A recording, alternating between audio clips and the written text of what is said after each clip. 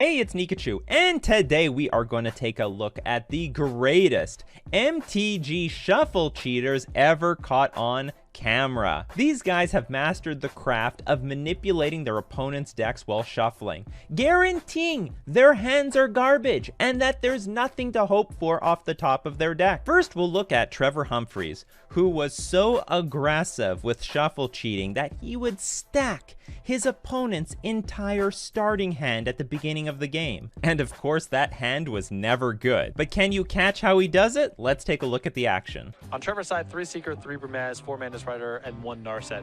The Bramaz replacing what typically is Rabblemaster in the slot, and I think Bramaz is a significant upgrade, though the biggest issue for Trevor is that his mana base is a little stretched as a result. He's on double white, double red, and double blue. Does have dissolves in the sideboard, though I can't imagine those are coming in. But he does have Dig Through Time in his main deck, so not that Dig Through Time is a big player here, but his mana base is a little strained.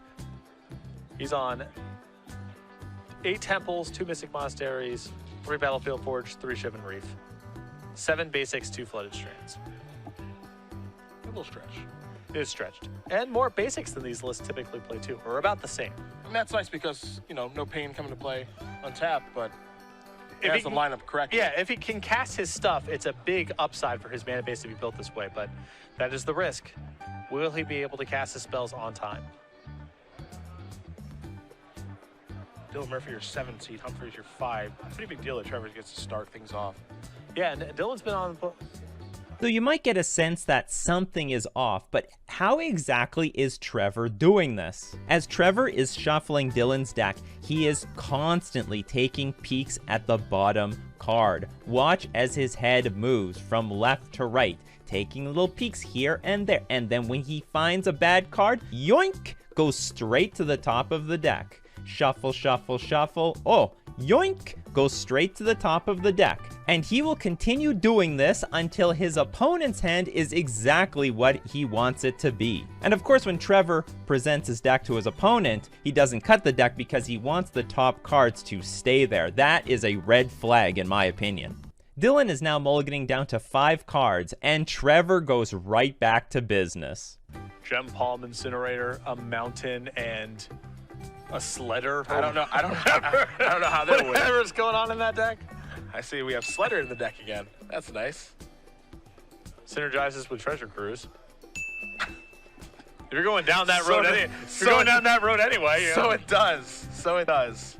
Sack all my goblins. It's actually incredible how he can get away with this. And he's doing this so smoothly in front of thousands of people live, 2 commentators, his opponent, 2 table judges, all while keeping up a conversation at the same time. Now contrast how Trevor shuffles with how Dylan shuffles the deck. As you can see, the cards are facing one way, with Dylan's eyes facing exactly the other way. And before Dylan gives the deck back to Trevor, he makes sure that he cuts the deck to represent that he did not manipulate anything to the top. This is what an honest person shuffling cards looks like. So obviously Trevor got his hand caught in the cookie jar and got banned. Trevor then posts on Facebook, "Entire collection for sale on a 4-year sabbatical. I guess I'm just as bad as all the nasty criminals in the world. Yeah, I'm so bad I forgot I'm the only one who knew how to sin. All you underground dojo keyboard cage fighters won. Yeah, I messed up. I gave in to temptation. I am a human. I didn't threaten your personal life, your woman's, or let's play the game of how we publicly punish Trevor. A 4-year sentence? It's a freaking card game. Yeah, all the media fire, you guys really got your justice. Effing clowns." This is actually one of the most honest statements coming from a cheater. Most of them just say, "Nah, I didn't do it." And please, 4 years, you should be banned for life. Trevor Humphries knew firsthand how powerful it was to manipulate the opponent's hand, to the point it was getting out of hand. You might say he had a heavy hand in getting this cheating banned. But where there's a master, there is an apprentice. Introducing Jared Boettcher, someone who also decided to start shuffle cheating after the demise of Trevor Humphries. Jared wasn't nearly as greedy though. He didn't stack his opponent's hand, he just stacked what was on top of his opponent's deck. Every single time his opponent would take an opportunity to shuffle, he'd make sure that he shuffled a land directly on top, making his opponents flood out much higher than normal. Let's take a look at some action. A lot of cantripping. Yeah.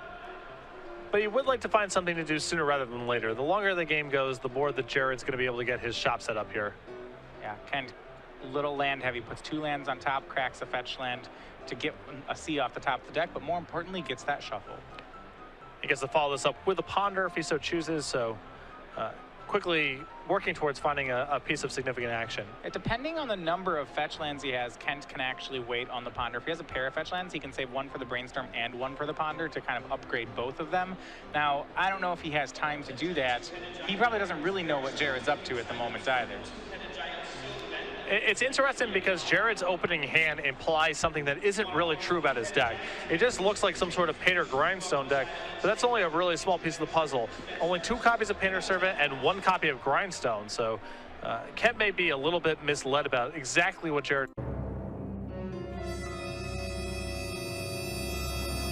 Did you catch how he did it? First, he starts shuffling like normal until he can spot a land on the bottom of the deck. He then shuffles the cards until a very single specific card from the bottom is directly put to the top. From there, that top card never moves. No matter what is shuffled, what is cut, it directly stays there, and it is always a land. Now that you know how it works, you'll know exactly what's happening the next time he does it. So, nothing wrong with playing around it. So Kent's going to try to blind flip this Delver.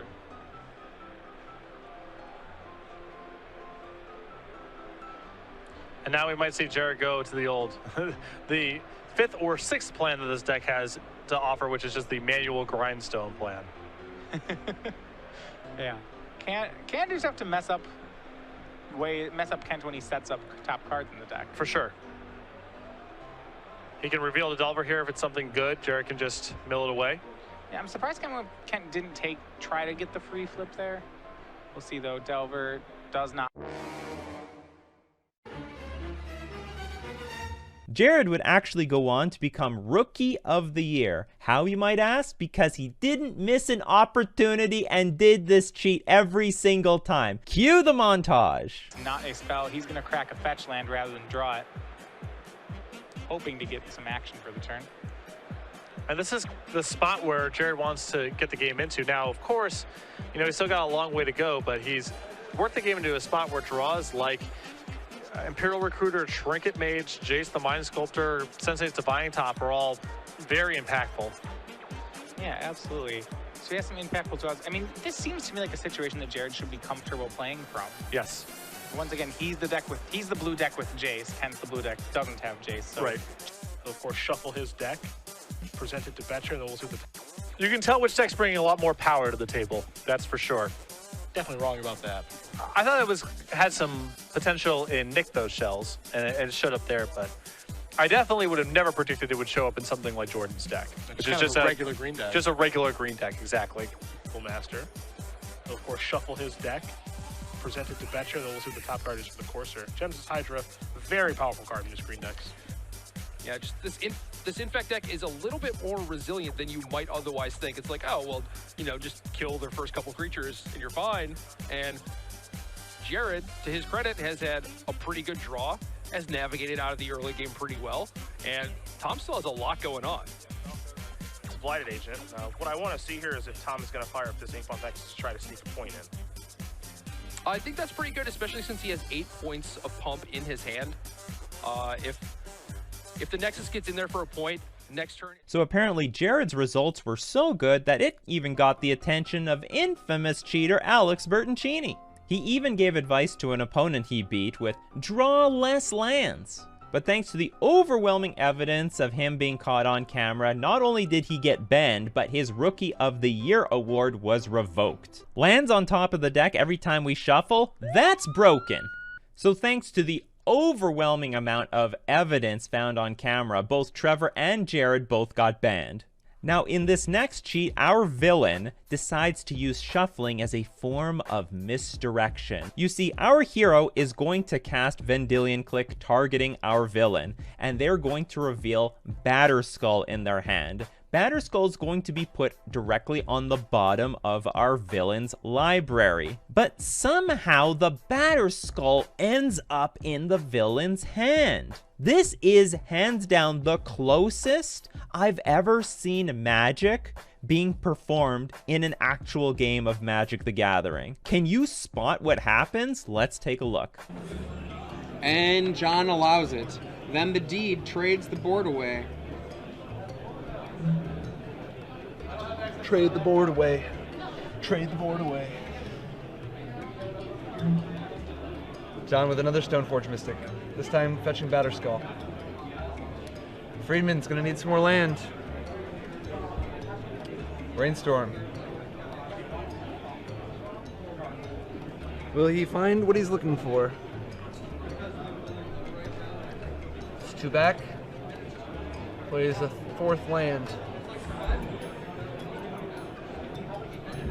Jon Elden, Stoneforge Mystic in play. 2 equipment in hand. So he's probably going to lead with the Batterskull first, right? Seems like a powerful start. And in response to the activation, we see a Vendilion Click. Oh, okay, there they are. Which one does Samuel Friedman like less? It is the Batterskull. However, a Stoneforge Mystic waits in Jon's hand to reclaim that Batterskull should he choose. Wait, does it even help to put Batterskull on the bottom? It slows things down a little bit. But don't you, like, he also has Vendilion Click in his hand. Like, if he Stoneforges, he's just going to whiff, but now he's going to actually hit. Whereas if you take the Vendilion Click, you can actually keep the only counterplay you have. And Click kills Click and has a triggered ability for Jon Elden. See these Flusterstorms? You can keep those. I have a feeling that Samuel will be losing a Flusterstorm fairly soon here. Equip. Attack. This is reminiscent of something from not so long ago. Untap. You want Callblade? That would be it. These Stoneblade decks. Wow. He naturally drew the... Okay, that's it. So we go to game 3. This move is so slick. I had to watch this like 3 to 4 times to find out what was happening. So in response to the Stoneforge Mystic activation, trying to put Batterskull in play, Samuel casts Vendilion Click, taking the Batterskull, putting it directly on the bottom of their library. Jon Elden, our villain, draws a card for the click. Then with Stoneforge Mystic's ability resolving, puts the Sword of Feast and Famine on the battlefield. Jon then draws a card for the turn, Batterskull still on the bottom. But then he makes the most smoothest move I've ever seen on camera. Cracks his fetch land, picks up the entire deck except the bottom card, which we know is Batterskull. It's right there in front of us, but it almost looks like it's part of his hand. But after Jon fetches a land to the other side of the battlefield and is now shuffling his deck, you completely forget that that Batterskull was supposed to be part of it. He then presents his deck to his opponent while equipping the Sword of Feast and Famine, and then just quietly picks up the Batterskull into his hand. The Stoneforge Mystic attacks, deals damage, and Sword of Feast and Famine triggers, which means you untap all your lands, and then Batterskull, always a one-of in these Stoneblade decks, just magically appears. I sort of have to give credit to Jon Elden. That was some real David Blaine street magic right there. Well, that's my video for today. Which of these cheats are the most impressive? Let me know in the comments section below. Smash like for banning cheaters, and don't forget to subscribe to my channel, or the top of your deck is magically all gonna be lands.